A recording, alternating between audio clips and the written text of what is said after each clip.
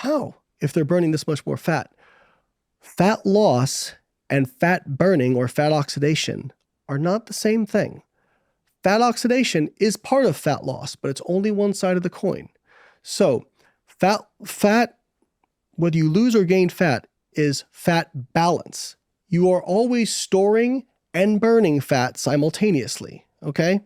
On a low carb, high fat diet, you are burning a lot of fat, but you're also storing a lot of fat. And here's why. Carbohydrate really isn't stored as body fat. Your body almost exclusively has to burn it when you take it in. There was they did a metabolic tracer study where they basically labeled carbohydrates and fats. You can label them with a stable isotope, and you look at where the label winds up, right? Less than 2% of the fat stored in adipose in a mixed diet originated as carbohydrate. What's adipose? Fat cells. Okay. Over 98% came from dietary fat. So here's the rub. If you are doing a low fat, high carb diet, you're not burning much fat, but you're not storing much fat either. If you're doing a low carb, high fat diet, you're burning a lot of fat, but you're also storing a lot of fat. So what actually matters in terms of fat balance is energy balance. Are you eating more calories than you're burning?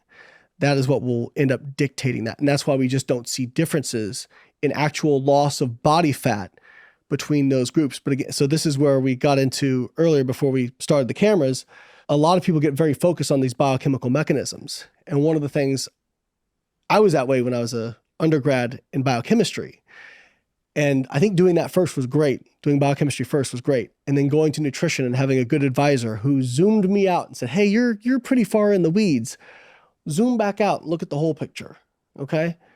Because mechanisms are great. It's good to ask questions.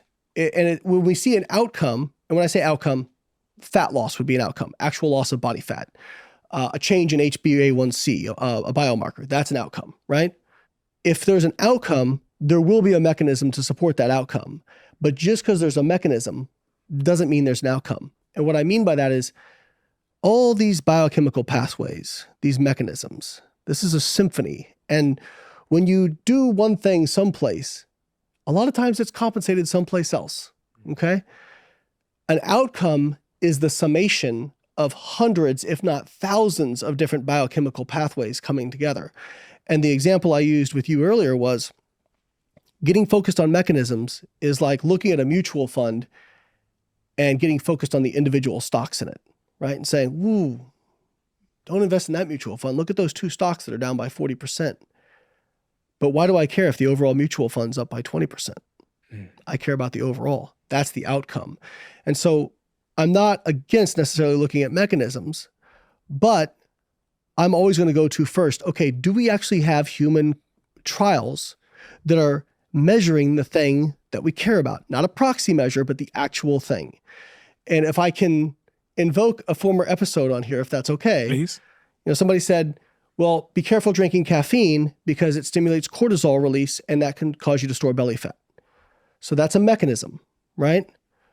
If you look at the actual outcome data in terms of body fat and visceral fat or liver fat with caffeine, you actually see a neutral positive effect. So, okay, maybe that small increase in cortisol, maybe that's a negative.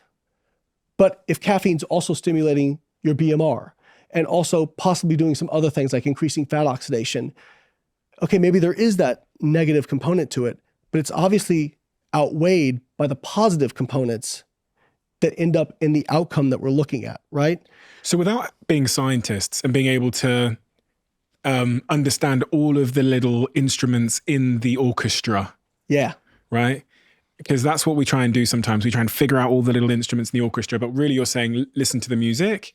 Listen to the music. And listening to the music in that analogy would be like looking at the scales, or would be just looking for the outcomes? The outcome. And also, I guess one thing more would be this point about consistency and sustainability, because like we all have a bias to want big rewards for small investment. And that sells, right? 5-minute abs. That's what we want. Complete physique overhaul in 6 weeks. Add an inch to your arms in 12 weeks. What I'm really fascinated by is what it takes at a psychology level. And we kind of talked about it already because we talked about your why and all these things.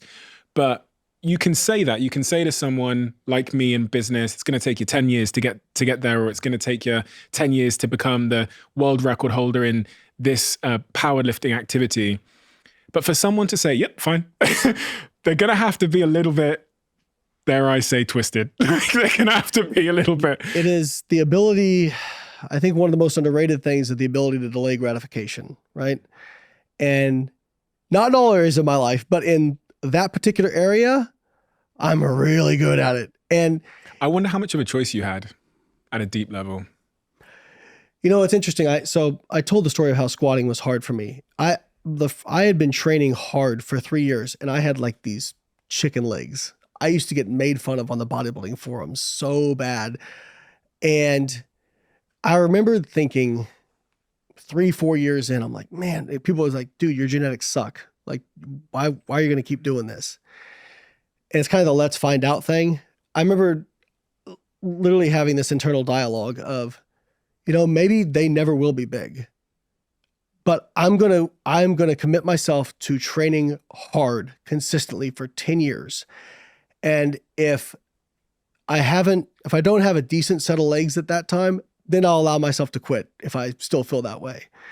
And I always say paralysis by analysis and perfectionism has killed more dreams than failure ever could. Because one of the worst things you can do is have no action. Inaction is way worse than failure. Because if you fail, at least you can learn something from it. You try stuff. I'm sure as an entrepreneur, you've had a lot of stuff fail, right? But you learn from that. And you go, okay, well, that didn't work. We'll try this. And eventually, if you're trying enough stuff and you're walking the path, it may not have worked out the way you drew it up, but you get something better than what you started with, right? Maybe not exactly what you wanted. Maybe you get something better though.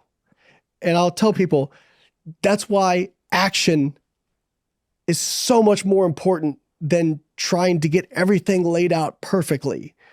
Just start where you are right now, as imperfect as it is. Start walking the path. And if you are walking the path, you're going to screw up. Learn from it and do better the next time. And eventually, again, maybe you don't get exactly what you want, but I bet you get something pretty good.